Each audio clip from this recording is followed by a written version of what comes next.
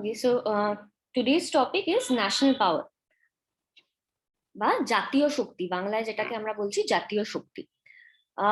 Why the concept national power or why the concept জাতীয় শক্তি আমরা যখন বলছি সেটা কেন আন্তর্জাতিক সম্পর্কের মধ্যে ইম্পর্টেন্ট, মানে what is the importance of national power in international relations. Whenever we are while I was explaining the meaning and scope of international relations, the basic essence of international relations are nations. যেই মুহূর্তে আন্তর্জাতিক সম্পর্কের কথা বলছি, আন্তর্জাতিক সম্পর্কটা কাদের মধ্যে? বিভিন্ন রাষ্ট্রের মধ্যে থাকছে। একটা রাষ্ট্রের সাথে আর একটা রাষ্ট্রের সম্পর্ককে আমরা আন্তর্জাতিক সম্পর্ক বলছি, তাই তো? তো সেই ক্ষেত্রে দাঁড়িয়ে যেই মুহূর্তে একটা রাষ্ট্রের কথা আসছে সেই মুহূর্তে দাঁড়িয়ে ন্যাশনাল পাওয়ার বিকামস ভেরি ইম্পর্টেন্ট। যখনই আমরা ধর সভরেন্টির কথা বলছি বা সার্বভৌমত্বের কথা বলছি, তখনই আমরা জানি একটা অভ্যন্তরীণ আলাদা, ইন্টারনাল সভরেন্টি একটা আলাদা জিনিস, এক্সটার্নাল সভরেন্টি একটা আলাদা জিনিস, তাই তো? তো অভ্যন্তরীণ একটা সার্বভৌমত্ব এবং বাইরে যেটা আছে সেই জিনিসগুলো আন্তর্জাতিক দিক থেকে external sovereignty, why it is important. তো বিভিন্ন যারা ইন্টারন্যাশনাল রিলেশন বা আন্তর্জাতিক সম্পর্কের যে প্রবক্তারা আছেন, those international relation scientists, political scientists, they tried to explain why national power is important. যে কোনো রাষ্ট্রের জন্য তার শক্তি সমূহগুলো কেন ইম্পর্টেন্ট। মানে যেই মুহূর্তে আমি ধর তোকে কোনো ফর এক্সাম্পল যদি আমি তোকে কোনো রেসে দৌড়তে দিই, তাহলে কি হবে? আগে তো আমাকে তোকে তৈরি করতে হবে দৌড়ানোর জন্য। I'll have to teach you, right? And for that you have to keep a disciplined way until and unless আমি যাকে ধর ইন্ডিয়াকে কেউ রিপ্রেজেন্ট করছে অলিম্পিকে, ঠিক আছে? তাহলে কি হবে? ন্যাশনাল কোচরা তাকে তৈরি করবে, তার সেই দৌড়ানোর শক্তিটাকে তৈরি করবে, অথবা আর্চারি কেউ করছে তাকে শেখাতে হবে, রাইট? তো the moment we are giving our nation towards the international arena, we have to keep our power there. আমাদের আন্তর্জাতিক সম্পর্কটাতে যাওয়ার আগে আগে আমাদের দেখতে হবে যে আমাদের জাতীয় শক্তিটা কোথায় থাকছে, কি কি দিয়ে আমরা সেটাকে তৈরি করতে পারছি। আমি যখন আগের ক্লাস করছিলাম তখন কিছু ক্ষেত্রে আমি বলেছি যে 1945-এ সেকেন্ড ওয়ার্ল্ড ওয়ার যেই মুহূর্তে শেষ হলো, সেই মুহূর্ত থেকে বিভিন্ন other nations, United Nation was being created, এবং অন্যান্য বিভিন্ন যেটা কলোনিয়াল পাওয়ার্স এর আন্ডারে ছিল সেই সমস্ত দেশ স্বাধীনতা লাভ করলো। তার মধ্যে definitely India was a part of it. 1947-এ আমাদের দেখতে পাচ্ছি যে আমরা ইন্ডিপেন্ডেন্স আসলো সেখানে। So this nations came to be known as infant nations. Infant মানে কি? আমরা ইনফ্যান্ট বলতে কি বুঝি? সদ্যজাত যখন কোনো শিশু হয় তাকে আমরা ইনফ্যান্ট বলি। সেই নেশনস গুলো, সেই রাষ্ট্রগুলো অত্যন্ত ক্ষুদ্র, বলতে ছোট নয় কিন্তু, মানে পাওয়ার অনুযায়ী ছোট নয়, তবে সবে জন্মগ্রহণ করলো। তো তাহলে কি আমাদের তাদের কিছু প্রোটেকশন দিতে হবে, এবং সেই প্রোটেকশন কেন দিতে হবে?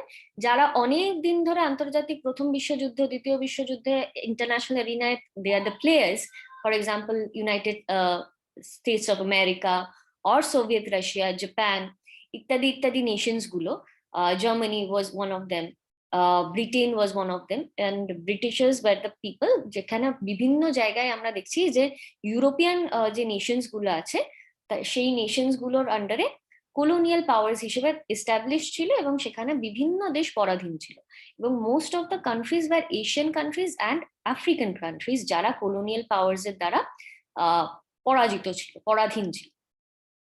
তো এই যে নেশনস গুলো যখন আস্তে আস্তে তারা স্বাধীনতা লাভ করলো, তখন তাদের প্রথম কাজ ছিল হচ্ছে নিজেদের শক্তিশালী করে তোলা।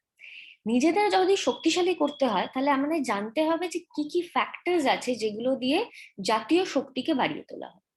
এই জাতীয় শক্তি বলতে বিভিন্ন ইন্টারন্যাশনাল রিলেশনস এর যারা সায়েন্টিস্ট আছেন তারা বিভিন্ন রকম ভাবে শক্তিকে এক্সপ্লেন করার চেষ্টা করেছে, সংজ্ঞা দেওয়ার চেষ্টা করেছে।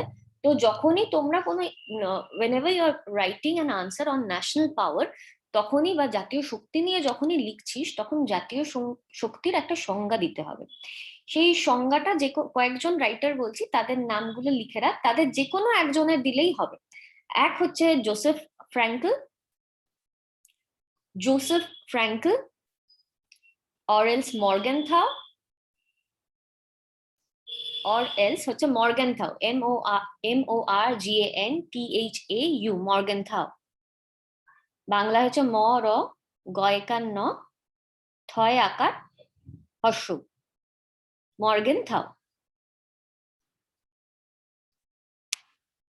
আর একটা নাম কি বললাম, জোসেফ ফ্র্যাঙ্কেল। এটা আমি ফরেন পলিসির ফার্স্ট ক্লাসের সময় মেনশন করেছিলাম, জোসেফ ফ্র্যাঙ্কেল। জোসেফ বানান তো বুঝতেই পারছিস, JOSEPH, জোসেফ। ফ্র্যাঙ্কেল হচ্ছে FRANKEL, Frankl.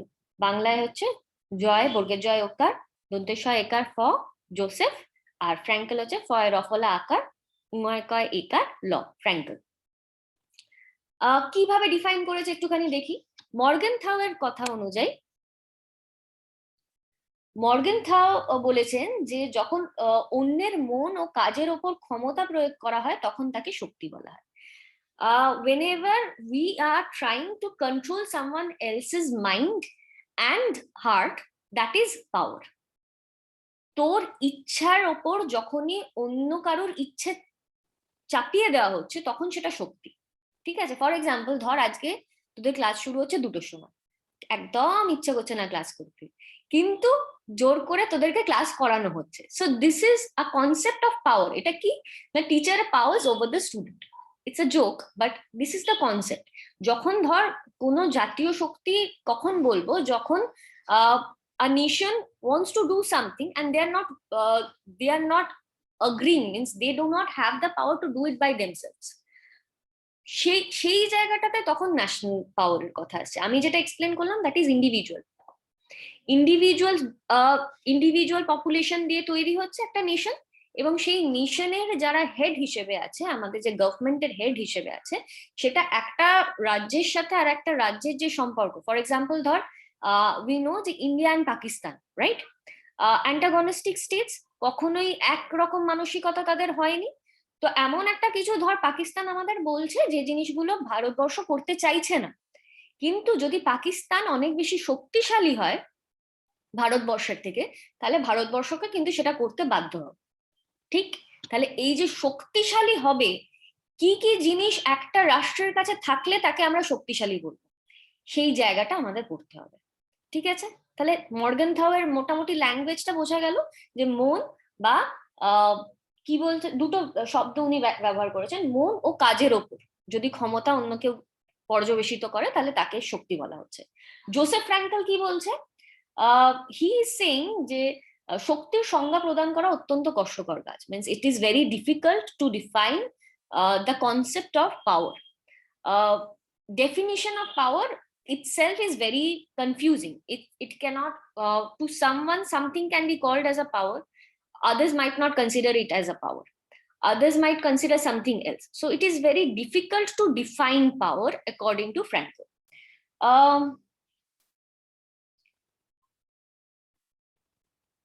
But he is just saying that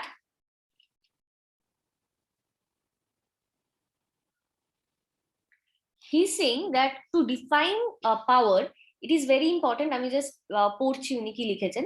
শক্তি সম্পর্কে যদিও এটাকে ধারণাটিকে এক্সপ্লেন করা, শক্তির ধারণা বর্ণনা করা দুরূহ, তাছাড়া তাহলেও শক্তি সম্পর্কে বেশিরভাগ সংজ্ঞায় শক্তিকে একটি সম্পর্ক হিসেবে দেখে থাকে। মানে আমি যদি আজকে বলি আমি খুব শক্তিশালী, আমাকে তার মানে কি কারুর থেকে বেশি শক্তিশালী হতে হবে নয়, কে তার মানে কি কেউ আমার থেকে কম, মানে দুর্বল কেউ থাকতে হবে তবেই আমি শক্তিশালী হব। আমি যদি একা একা দাঁড়িয়ে থাকি আমি বলতে পারবো না আমি শক্তিশালী। মানে ধর যদি কখনো তোর রেসে দৌড়চ্ছিস, তুই খুব তাড়াতাড়ি দৌড়স, তখনই তুই বলতে পারবি যখন তুই অন্য কাউকে হারাচ্ছিস।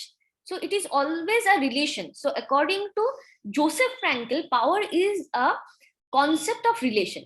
মানে পাওয়ার আমরা তখনই বলতে পারছি সে শক্তিশালী বা কম শক্তিশালী যখন আমরা কম্পেয়ার করছি তাকে অন্য কারোর সাথে, বা তার সম্পর্কের সাথে, অন্য কারোর সম্পর্কের সাথে যখন সেটাকে এক্সপ্লেন করা হচ্ছে, that is only how power is defined by Joseph Frankl. তাহলে আমরা দেখছি যে বিভিন্ন মানুষ বিভিন্ন ক্ষেত্রে, ইন্টারন্যাশনাল রিলেশনস এর ক্ষেত্রে ন্যাশনাল পাওয়ারকে বিভিন্ন রকম ভাবে ডিফাইন করেছে। ওকে, সো আদার্স যদি নাম মেনশন করতে চাস, কলম্বাস ওলফ থেকে শুরু করে পামার পার্কিন্স, যারা যারা ইন্টারন্যাশনাল রিলেশনস সায়েন্টিস্ট আছেন তাদের নাম বা মেনশন করতে পারিস যখন ডিফাইন করছিস বা ডেফিনিশন দিচ্ছিস। everybody is saying that there are certain factors which is leading to a powerful state. প্রত্যেকটি মানে জাতীয় শক্তির কিছু জিনিসপত্র আছে, কিছু উপাদান আছে, কিছু ফ্যাক্টরস আছে, কিছু বৈশিষ্ট্য আছে, যেই জিনিসগুলো থাকলে আমরা একটা নেশনকে, একটা রাষ্ট্রকে শক্তিশালী বলবো। ঠিক আছে, সেই জিনিসগুলো কি? নাম্বার 1 ইজ পপুলেশন, জনসংখ্যা। নাম্বার 2 ইজ জিওগ্রাফি বা ভূগোল। Number 3 is economy or অর্থনীতি. Number 4 is মনস্তত্ত্ব, mentality. Number 5 is সামরিক বাহিনী or military power. How can we define it? Let's see. First factor as we are getting is population, জনসংখ্যা। জনসংখ্যা যদি আয়তন মানে জনসংখ্যা যদি বেশি হয় তাহলে সেটাকে কি বলবো? শক্তিশালী বলবো না কম শক্তিশালী বলবো? কি বলবো? জনসংখ্যা বেশি হলে নাম্বারে, কোয়ান্টিটিটা বেশি হলে কি বলবো? হ্যাঁ, যদি ধর একদম কোয়ান্টিটেটিভলি কারুর যদি 100টা, ফর এক্সাম্পল 100টা লোক থাকে আর কারুর কাছে যদি 5টা লোক থাকে, ডেফিনেটলি 100টা লোক যুদ্ধে জিতে যাবে, as simple as that. So quantity matters, population যত বেশি হবে তত ভালো। বাট अगेन শুধুমাত্র পপুলেশন কোয়ান্টিটি দিয়েই মাপা যায় না, কোয়ালিটেটিভলিও মাপতে হবে। মানে কারুর কাছে ধর 100 জন লোক আছে কিন্তু তার মধ্যে 50 জন অসুস্থ, আর কারুর কাছে 70 জন লোক আছে, 70 জন লোকই যথেষ্ট সুস্থ, তাহলে নাম্বারটা কিন্তু এখানে ভ্যারি করছে না, এখানে আবার কোয়ালিটিটা ভ্যারি করছে। তার মানে কি এই ক্ষেত্রে দাঁড়িয়ে দেখতে হবে যে আমাদের কিরকম জনসংখ্যার যে ভাগটা আছে সেটা কিরকম আছে, তারা ফিজিক্যালি কতখানি সুস্থ, তারা মেন্টালি কতখানি সুস্থ, তারা তাদের যে ফিজিক্যাল স্ট্রেংথ সেটা কতখানি আছে, তাদের যে শুধু তাই নয়, পপুলেশনের বিভিন্ন রকম ভেরিয়েশন হয়। কিছু ক্ষেত্রে দেখা যায় যে ওল্ডার পিপল আর মোর, কিছু ক্ষেত্রে দেখা যায় যে চিলড্রেন আর মোর, কিছু ক্ষেত্রে দেখা যায় যে those who are the youth wings they are not that strong আর they might not be that healthy. তো সেই ক্ষেত্রে দেখা, ইটস ভেরি ইম্পর্টেন্ট যে পপুলেশন শুধু কোয়ান্টিটেটিভলি বেটার হবে না, it should be bettered through qualitative means as well. And not only the physical strength, the mental and the technological or skills are also needed. They should be literate enough, they should be healthy, and they should be more in number, as simple as that. So entire thing is depending, এটার উপর কিন্তু national পাওয়ার depend করছে যে population কতখানি ঠিক ধরনের composition হচ্ছে এবং কতখানি বেশি থাকছে বা কম থাকছে। ক্লিয়ার? এক্সাম্পল হিসেবে আমরা দেখাতে পারি যে ভারতবর্ষ যদি হয়, তার পাশেই যে neighbouring states Nepal and Bhutan আছে, এই নেপাল অ্যান্ড ভুটানের ক্ষেত্রে আমরা দেখছি যে তারা অত্যন্ত ছোট, তার মানে কি তাদের জনসংখ্যা অত্যন্ত কম হবে, তাই তো? তাহলে সেই ক্ষেত্রে ন্যাচারালি দেখবো যে ইন্ডিয়ান স্টেটের ন্যাশনাল পাওয়ার অনেক বেশি, as simple as that. Okay, second part which is very related to the first part only, আমরা যখন ধর রাষ্ট্রের উপাদান হিসেবে পড়ছিলাম তখন পপুলেশন তো একটা পার্ট ছিল, যখন রাষ্ট্র 4টে জিনিস নিয়ে তৈরি হয়, মনে আছে তো? তো তার মধ্যে একটা ফার্স্ট ফ্যাক্টর কি ছিল? টেরিটরি। তো তার মানে কি ভূগোল অত্যন্ত ইম্পর্টেন্ট। আমরা যখনই একটা রাষ্ট্রের কথা বলবো, যদি আমরা ভারতবর্ষের কথা বলি বা আমরা নেপালের কথা বলি, ভুটানের কথা বলি, ইউএস এর কথা বলি, তখনই কি হয়, আমাদের মাথায় কি ছবিটা আসে? ম্যাপের ছবিটা আসে, রাইট? তার মানে কি ভূগোলটা যেটা, যে জিনিসের ম্যাপের বর্ডারিং যেটা আউটলাইন, ভারতবর্ষ বললে আগে আমাদের চোখের মধ্যে that comes to our mind, right? তাছাড়া রাষ্ট্রকে তো আমরা ডাইরেক্টলি দেখতে পাচ্ছি না, আমরা কাকে দেখতে পাচ্ছি? রাষ্ট্রের যে সরকার গঠন করা হয়েছে সেই গভর্নমেন্টকে দেখতে পাচ্ছি আমরা, সেই people who are leading the government আমরা তাদেরকে দেখতে পাচ্ছি। Now this government are the only people who are basically elected by the population. তো সেই জন্য ভূগোলটা অত্যন্ত ইম্পর্টেন্ট, এবং ভূগোলের মধ্যেও জোসেফ ফ্র্যাঙ্কেল থেকে শুরু করে ইভেন এমিনেন্ট ইন্টারন্যাশনাল রিলেশনের জয়ন্তনুজা বন্দ্যোপাধ্যায়, ভারতের অত্যন্ত ভীষণ ইম্পর্টেন্ট ইন্টারন্যাশনাল রিলেশনের সায়েন্টিস্ট, এবং ওনার যে বই আছে সেই বইয়ের মধ্যে আমরা এই উপাদানগুলো ভীষণ সুন্দরভাবে উনি এক্সপ্লেন করেছেন। রাধারমন চক্রবর্তীর বই আছে, ওটা যদি দেখিস তার মধ্যেও দেখবি যে জিওগ্রাফি যে ফ্যাক্টরটা দিয়েছেন ওনারা, সেই জিওগ্রাফি ফ্যাক্টরের মধ্যে 3টে আলাদা আলাদা ফ্যাক্টর দিয়েছে।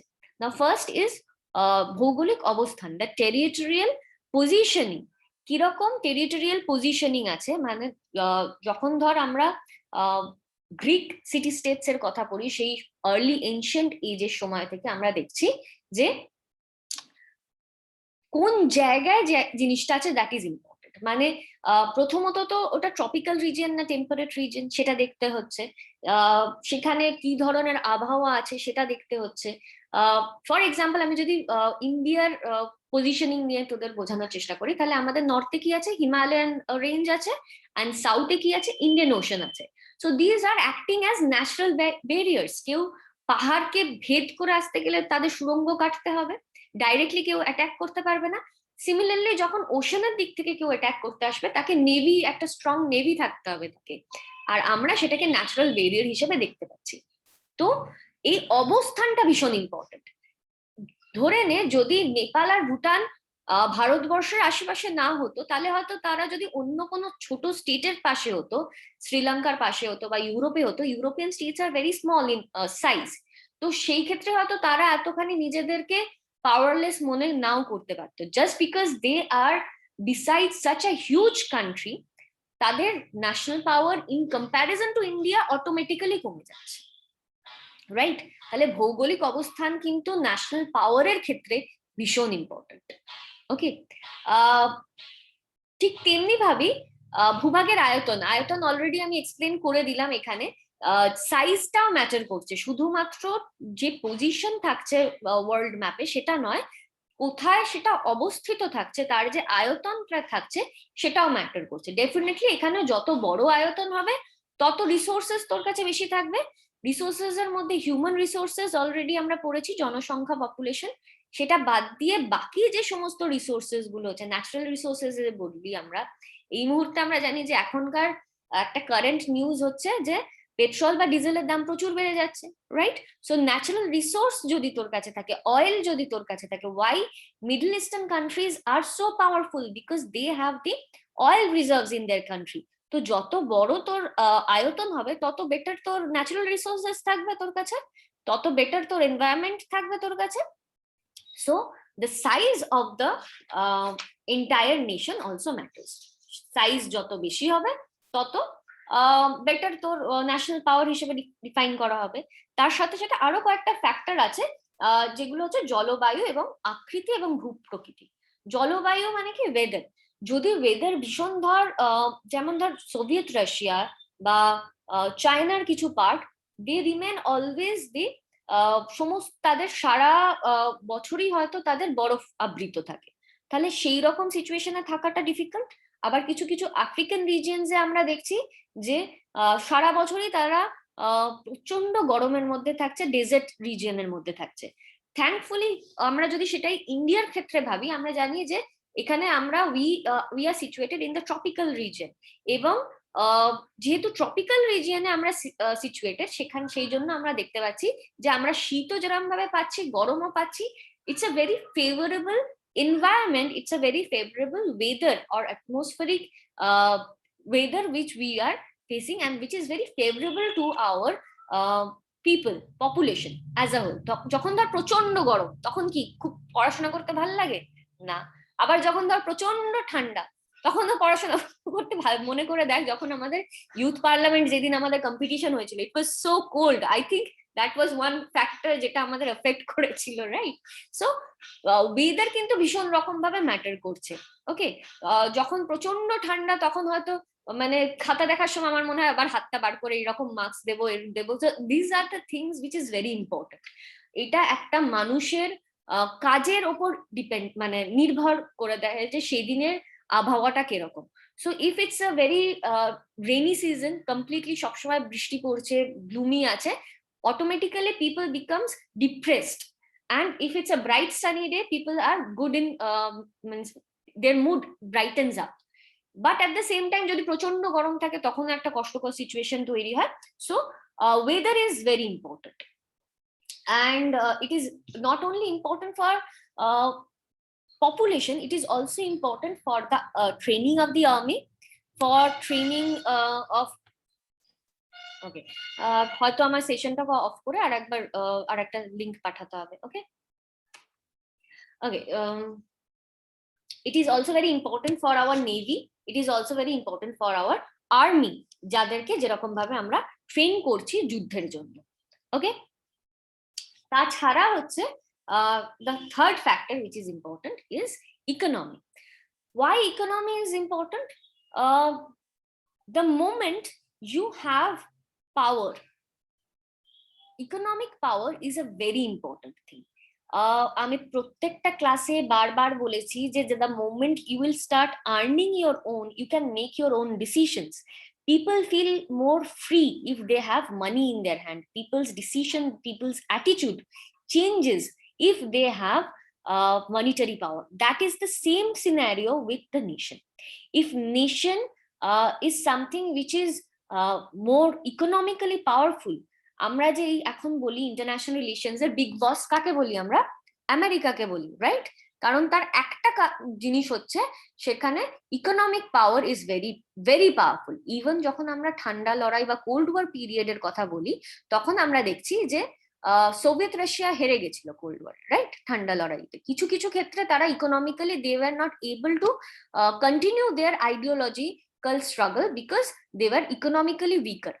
তো economy plays a very important role. আমি যখন ইন্টারন্যাশনাল রিলেশনস পড়াই বা বিভিন্ন ক্ষেত্রে চায়নার সাথে সম্পর্ক পড়াই, তো তখন আমরা দেখেছি আলোচনার মধ্যে যে পাকিস্তানের সাথে যখন আমরা সম্পর্কের কথা পড়াই, সাইনো ইন্ডিয়ান যখন আমরা রিলেশন পড়াই বা ইন্দো পাক রিলেশন পড়াই, they are not always favorable to us, but then also we continue our national trade with them, right? Why? Because it is economically benefiting to the nation, to the country. So যত বেশি national যে treasure আছে, national যে economy আছে, সেটা যত বেশি powerful হবে, ইট ইজ মোর ইম্পর্টেন্ট। আমরা ডেইলি কিছু কথার মধ্যে শুনি না যে আইএনআর রেট, ডলার রেট সেটা বাড়ছে কমছে। যত বেশি আমরা এক্সপোর্ট করব তত আমাদের রুপি কারেন্সি যেটা আছে সেটা পাওয়ারফুল হবে। যত বেশি আমরা ইম্পোর্ট করব তত আমাদের যে চাহিদা, রুপিজের যে চাহিদা সেটা কমে যাবে। তার মানে কি করতে হবে? আমাদের ইম্পোর্ট কমিয়ে এক্সপোর্ট বাড়াতে হবে, যাতে আমাদের ইন্ডিয়ান যে কারেন্সি রুপি সেটা মোর পাওয়ারফুল করে তোলার জন্য। as simple as that. Okay, now the other two factors which is important, first is the mentality. What is mentality? Mentality is number one, you should respect your country, you should respect your nation. Until and unless as a nation যদি population সেটাকে respect না করে, তাহলে কিন্তু সেখানের যে শক্তি হিসেবে আমরা সেটাকে কনসিডার করতে পারবো না। যখনই দেখবি আমরা কোনো দেশাত্মবোধক গান শুনি, আমরা হয়তো সারাক্ষণ আমাদের দেশের কথা ভাবছি না, কিন্তু আমরা যখনই কোনো মুভি দেখি যেমন বর্ডার বা এলওসি, তখনই দেখবি আমাদের মনে হয় we feel something, right? whenever we see our flags getting hoisted, যখনই আমরা দেখছি আমাদের ন্যাশনাল ফ্ল্যাগ কোথাও দাঁড়িয়ে আছে, বা যখন আমরা দেখছি যে আমাদের ন্যাশনাল সং গাওয়া হচ্ছে, তখন উঠে দাঁড়ানো, that is out of respect which is we are doing, and this is very important. Loving your nation is very important. যখন কোনো যুদ্ধকালীন সিচুয়েশন হয়, তখন যে কোনো পার্টি আমাদের পাওয়ারে থাকুক, যে কোনো গভর্নমেন্ট আমাদের পাওয়ারে থাকুক, we should defend our country, we should defend our nation. that is why আমাদের যে ন্যাশনাল আর্মি আছে, বা আমাদের যে নেভি আছে, বা আমাদের যে এয়ারফোর্স অফিসার্সরা আছে, we respect them so much because they are sacrificing their lives. আমরা যখন ধর ন্যাশনাল মুভমেন্ট জিতেছিলাম, আমরা যখন ইন্ডিপেন্ডেন্স থেকে বেরিয়ে এসেছিলাম, কেন বহু বছর 1977 অব্দি কেন ন্যাশনাল কংগ্রেস ইউনিটারিলি গভর্নমেন্টের ভোট ইলেকশন জিতে এসেছিল? Out of that respect. So that is very important. That mentality, loving your nation, is very important, and it should be positive. Public or population should always be happy about all the decisions which our nation is taking, and that is considered as a national power. The moment our government is doing which is creating hindrance to our national population, তখনই কিন্তু সেই সরকার সঙ্গে সঙ্গে সরিয়ে দিয়ে আমরা অন্য সরকারকে নিয়ে আসি। ঠিক আছে? তাহলে মানসিকতাও একটা ভীষণ ইম্পর্টেন্ট জায়গা। হয়তো তুই যুদ্ধে হেরে যাচ্ছিস, কিন্তু সেখানেও দাঁড়িয়ে থেকে যুদ্ধটা করা ভীষণ ইম্পর্টেন্ট। That is why আমরা সবসময় বলি না, sportsman spirit is important. You know you are going to lose it, but you have to stay there and fight it. This mentality is very important, and this is something which you cannot see, but it can be created, and this is considered as a part of national power. Clear? Okay, now the last factor which is very important and যেটার ক্ষেত্রে সবার মানে একই জিনিস হবে, যে কি বলেছিলাম লাস্ট ফ্যাক্টরটা, সামরিক বাহিনী or military power. You cannot defend your nation until and unless you have a military power. তোর যদি আমরা পুরোনো দিনের কথা ভাবি, এনশিয়েন্ট এজের কথা ভাবি, মেডিভাল পিরিয়ডস এর কথা ভাবি, তখন তো পায়ে হেঁটে যুদ্ধ হতো, তখন ঘোড়ায় চড়ে যুদ্ধ হতো, হাতিতে চড়ে যুদ্ধ হতো। যত বেশি লোকবল তত বেশি তো সুবিধা, কিন্তু শুধু তাই না, তারা মিলিটারি ট্রেনিং থাকতে হবে। তারা শুধুমাত্র যারা ধর কৃষক, যারা ধর লেবারার্স, তারা গিয়ে যুদ্ধ করলে আজকে আমাদের হাতে বন্দুক দিয়ে দিলে আমরা চালাতে পারবো না, আমাদের সেটার জন্য ট্রেনিং নিতে হবে, রাইট? তো সেই মিলিটারি শক্তি ভীষণ ইম্পর্টেন্ট, এবং এখনকার দিনে দাঁড়িয়ে সেই মিলিটারি কনভেনশনাল মিলিটারি শক্তির সাথে আর একটা শক্তি ভীষণ important, that is nuclear power. Nuclear technology যতখানি তোমাদের সাথে থাকবে তখনই তোমরা সেটাকে পাওয়ার হিসেবে কনসিডার করবে। আমেরিকাকে কেন পাওয়ারফুল হিসেবে আমরা কনসিডার করলাম? Because they were the ones, যখন সেকেন্ড ওয়ার্ল্ড ওয়ার শেষ হচ্ছে, একবারই একমাত্র পরমাণবিক বোমা ফেলা হয়েছিল জাপানের ওপর, এবং most probably I have told you the story about Pearl Harbor and Hiroshima Nagasaki. So that was the only thing. Means এখনকার দিনে নিউক্লিয়ার পাওয়ার কিন্তু is a huge thing to negotiate. That's why India is considered more powerful than Pakistan, because nuclear power অনুযায়ী we were the ones who already had it. And then again যখন NPT CTBT এগুলো যদি যখন পড়ানো হবে তখন দেখবি we never signed a treaty, we never declared we have nuclear power. কোনো ট্রিটির মধ্যে আমাদের কোনো সিগনেচার্স করা নেই। So this is again another story which we will be discussing in the chapter when we will be studying NPT and CTBT. That is another thing. But of course over here national power, joto beshi amader military power thakbe, joto beshi amader nuclear power thakbe, that nation will be called more powerful. As simple as that. Clear? Okay. There are certain limitations. যে factors গুলো বললাম সেগুলো যদি না থাকে তাহলে definitely it will be considered as less powerful. Today since I'm running out of time as well, I'll end it over here.